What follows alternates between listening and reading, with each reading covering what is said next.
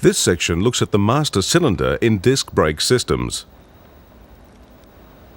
Most disc brake systems use a tandem master cylinder. It is connected to the brake pedal via a pushrod.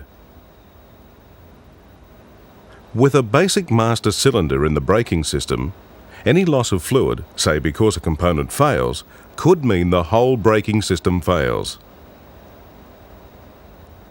To reduce this risk, modern vehicles must have at least two separate hydraulic systems. That's why the tandem master cylinder was introduced.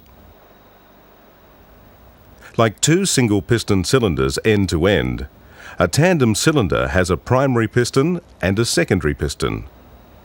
Each section of the cylinder has an inlet and outlet port and a compensating port. There can be two separate reservoirs, or just one, but it is divided into separate sections.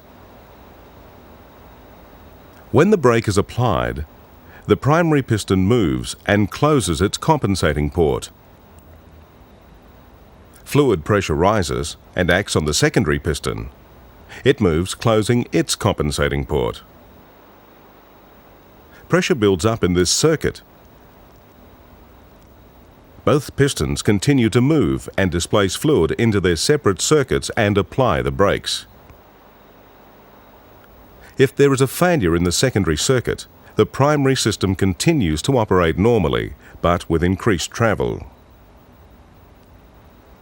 If the primary circuit fails, no pressure is generated to move the secondary piston. So a rod attached to the front of the primary piston will push the secondary piston directly so that it still operates.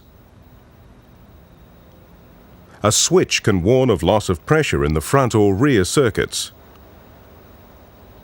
Or one that warns of low fluid level can be fitted to the reservoir. The tandem master cylinder can have problems with a low pressure area developing when the piston returns quickly, but the fluid lags. The tandem master cylinder overcomes this by using grooves in the side of the primary cup. These grooves allow fluid to flow from the inlet port into the low pressure area.